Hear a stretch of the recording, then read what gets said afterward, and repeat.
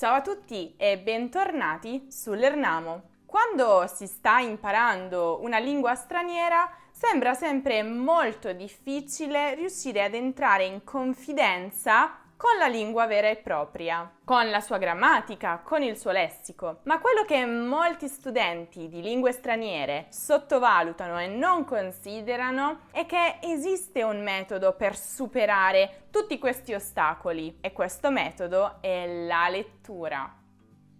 Leggere è sicuramente il metodo migliore per entrare in contatto con la lingua vera, la lingua autentica e per vedere messe in pratica tutte quelle regole che sono sempre scritte nei libri di grammatica e che si è costretti a studiare quasi in maniera passiva. Tuttavia, affinché l'esperienza sia veramente efficace, occorrono alcuni accorgimenti che vi presenterò in questo video. Quindi andiamo subito a vedere come si può sfruttare la lettura per i nostri interessi, e cioè per imparare una lingua straniera. Restate là. Scegliere un argomento che vi interessi. Per quanto ci possano essere quelle persone che amano la lettura a 360 gradi, quindi possono leggere qualsiasi cosa che capiti sotto i loro occhi, in realtà ci sono delle altre persone, una buona parte infatti, che fanno un po' fatica a leggere di argomenti per i quali non provano nessun tipo di interesse. Ancora peggio se questi argomenti sono scritti in una lingua straniera. Invece, leggere di qualcosa che ci appassiona, che ci piace particolarmente, è sicuramente un ottimo modo per mantenere alta la motivazione e la concentrazione. Quindi, se non sono interessata a sapere di più di colesterolo e trigliceridi e i consigli e le ricette per una corretta alimentazione, è meglio non scegliere questo libro. Tra l'altro, scegliere un libro che parla di un argomento che vi interessa particolarmente è ottimo anche per sviluppare tutta una serie di parole, di espressioni, quindi per ampliare il vostro vocabolario in quel settore, che è probabilmente un argomento di cui parlate spesso. Quindi questo è veramente molto importante.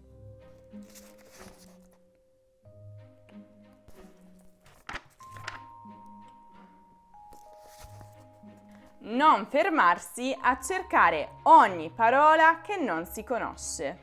Forse magari voi potreste pensare che questo sia un ottimo metodo per imparare nuove parole o nuove strutture, perché forse voi potreste pensare: oh, la mia lista di nuove parole di oggi è così lunga e ho letto solo una pagina del libro. Ma no, se decidete di cercare sul vocabolario ogni singola parola che non conoscete nel libro, finireste per non impararne nessuna davvero. Perché così facendo finirete per sottoporre il vostro cervello a troppi input che non sarà in grado di elaborare. Quindi la cosa migliore da fare, o il mio suggerimento per voi, è quello di leggere grandi paragrafi del libro e andare a vedere alla fine il senso generale, cosa l'autore ci sta dicendo in quel paragrafo, cosa sta succedendo.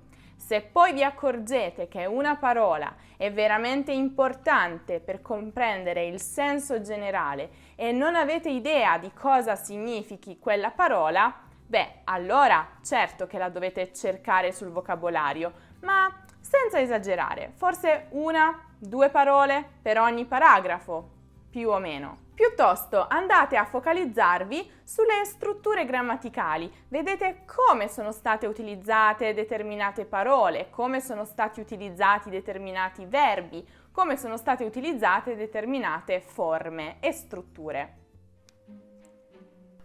Scegliere una lettura adatta al proprio livello. E già, a volte può capitare che sopravvalutiamo le nostre capacità, oppure può capitare che sottovalutiamo la difficoltà della lingua straniera. che è la stessa cosa. Oppure può capitare che ci fidiamo di una persona che ci dà un consiglio di un libro molto bello, ma magari quella persona non è consapevole del nostro livello. Ecco, in tutti questi casi, scegliere una lettura fuori dalla nostra portata non è la soluzione migliore per imparare di più, non è la soluzione migliore per stimolarsi e per uscire dalla propria comfort zone. No, questo porta semplicemente a sensazioni di frustrazione e di tristezza, di rassegnazione e non funziona. Quindi il mio consiglio è: chiedete sempre a persone esperte, persone che sono a contatto con gli stranieri, che stanno imparando quella lingua, proprio come voi. Cercate di fidarvi quindi di chi conosce i vari livelli e i vari libri che vi sta suggerendo. E ancora, se invece volete toccare con mano, se volete vedere con i vostri occhi, il mio consiglio è quello di leggere la prima pagina di un libro. Da lì già si capisce se potete continuare o se forse è meglio cambiare strada. In generale, se il vostro livello è da principianti a intermedi, vi sconsiglio per esempio i grandi classici, o se proprio avete voglia di leggerli, un buon consiglio potrebbe essere quello di ricorrere a versioni semplificate, che sono disponibili anche online. Essere un lettore attivo, non passivo. Ok, leggere può certamente essere un passatempo rilassante, un passatempo divertente, ma non dimenticate che se lo state facendo in una lingua straniera, questo è anche sinonimo di apprendimento. Voi state anche imparando. Quindi quando leggete un libro in lingua straniera, non pensate solo alla trama, non pensate a correre velocemente per arrivare alla fine e sapere che cosa succede ai protagonisti. Certo, questa è una parte importante perché è comunque parte della lettura, ma non è tutto. La lettura in lingua straniera significa anche andare a focalizzarsi sulle strutture grammaticali, aiutarci a capire se ci sono delle cose che ancora non sono chiare per noi, andare a individuare come nella lingua di tutti i giorni si utilizzano determinate cose, andare a notare anche, questo è molto interessante, le differenze tra la narrazione e i dialoghi, per notare come nei dialoghi la lingua è magari più informale, colloquiale, mentre nella narrazione si utilizzano delle strutture più particolari, più eleganti. È questo che il vostro cervello deve fare mentre leggete in una lingua straniera. Non dimenticatelo. Leggere una rivista. Ok, lo dobbiamo ammettere e non c'è nulla di cui vergognarsi. Ci sono molte persone che non amano i libri, che non amano leggere, per tantissime ragioni diverse e va bene così, non c'è niente di sbagliato, non c'è niente di cui vergognarsi. Per esempio, ci sono molte persone che non riescono a mantenere la concentrazione su una lettura che dura molto tempo. E per queste persone la soluzione sono le riviste. In fondo gli articoli su una rivista non sono molto lunghi, quindi questa è la soluzione perfetta per voi. Poi in generale leggere un articolo di questo tipo è meno impegnativo e sicuramente porta via meno tempo, soprattutto se in relazione ad un libro. Ma non per questo leggere degli articoli significa che sia meno utile per l'apprendimento. Al contrario, è comunque molto buono. E non dimentichiamoci che generalmente nelle riviste il linguaggio utilizzato non è eccessivamente formale, il che è perfetto per imparare delle strutture e un lessico abbastanza quotidiano, informale. Anche in questo caso, però, per quanto riguarda le riviste, la cosa importante è trovare quello che più fa al caso vostro, trovare quell'argomento che più vi interessa. Ci sono riviste per ogni genere di argomento. Qui vi posso dare alcuni consigli. Per esempio, se vi interessano gli affari internazionali e le notizie dal mondo,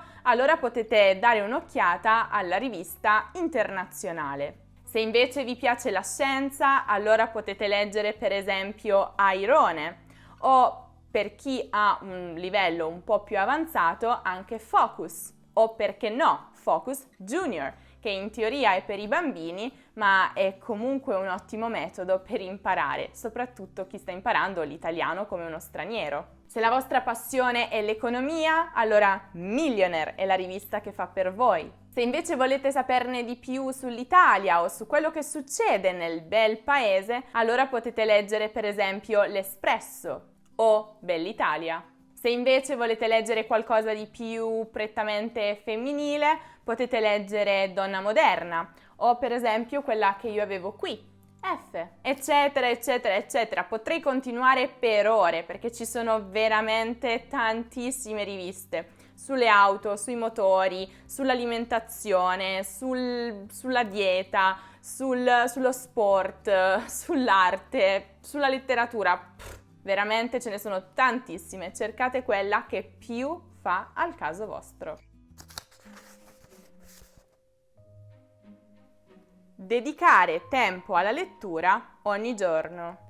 Si sa, il modo migliore per ottenere dei risultati è quello di fare un po' di lavoro ogni giorno. Bastano anche 5-10 minuti al giorno per imparare qualcosa di nuovo dalla lettura. E non venite a dirmi che non avete nemmeno 5 minuti del vostro tempo da dedicare alla lettura. Non so, mentre siete in pausa pranzo, mentre siete in bagno, mentre state facendo la fila da qualche parte. 5 minuti. E a questo proposito devo dirvi che nonostante io ami tantissimo il toccare la carta, perché non lo so, per qualche ragione mi permette di odorare un libro, mi permette di sentirlo più mio, perché posso sottolineare, non lo so, mi ricorda un po' la mia infanzia, la mia adolescenza, quindi io sono una grandissima fan dei libri cartacei, ma nonostante ciò, a proposito di quello che vi ho appena detto, e quindi se vogliamo veramente sfruttare ogni minuto della nostra vita in cui siamo liberi per leggere, allora la soluzione migliore sarebbe un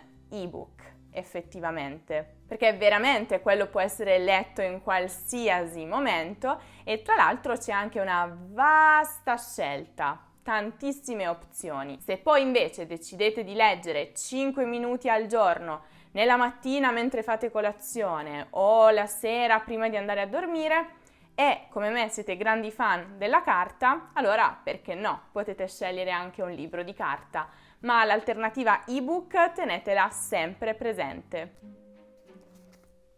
Leggere libri con traduzione a fronte. Già, questo devo dire è un ottimo metodo per imparare rapidamente il significato di molte parole e di molte espressioni, perché un libro che ha una traduzione a fronte ci permette davvero in pochissimo tempo di scoprire il significato di quello che abbiamo appena letto e non abbiamo capito. Devo dire che tendenzialmente questo genere di soluzione si offre per i grandi classici della letteratura internazionale, perché appunto, come vi dicevo prima, sono scritti in una maniera un po' più complessa. Per questa ragione c'è immediatamente la traduzione a lato. Ma se il vostro livello è principiante o intermedio e riuscite a trovare anche altri libri che non siano classici con la traduzione a fronte, ben venga, è veramente un metodo molto buono, ma ovviamente non dovete sfruttarlo troppo, nel senso comunque dovete mettervi alla prova e dovete sempre andare a leggere nella lingua straniera, altrimenti non ha senso. Soltanto quando vi rendete conto che davvero non avete capito cosa è stato detto, solo allora potete ricorrere alla traduzione. Mi raccomando, non barate. E voi, fatemi sapere un po', siete dei grandi lettori? Amate leggere? Cosa preferite leggere? E soprattutto vi piacciono i libri di carta o gli ebook? Scrivetemi tutto nei commenti, sono molto curiosa. Spero davvero che questi piccoli consigli vi possano essere stati utili. Se invece volete saperne di più su quali sono, secondo me, i libri migliori da leggere per tutti i livelli, dal principiante al più avanzato, non dimenticate di guardare il video che ho realizzato proprio su questo argomento, in cui vi presento alcuni libri che secondo me sono buoni per principianti, per intermedi e per avanzati, per varie ragioni che vi spiego durante il video. Come sempre trovate il link in alto nella card o giù nella descrizione. Se invece cercate degli argomenti di grammatica da ripassare o degli esercizi automatici per verificare la vostra conoscenza, o se invece cercate delle informazioni sulla cultura italiana, non dimenticate di passare dal nostro sito lernamo.com. E per tutti gli altri contenuti non dimenticate di seguire Lernamo anche su Instagram, su Facebook, su Twitter, su Pinterest e su TikTok. Io invece vi aspetto nel prossimo video. Ciao!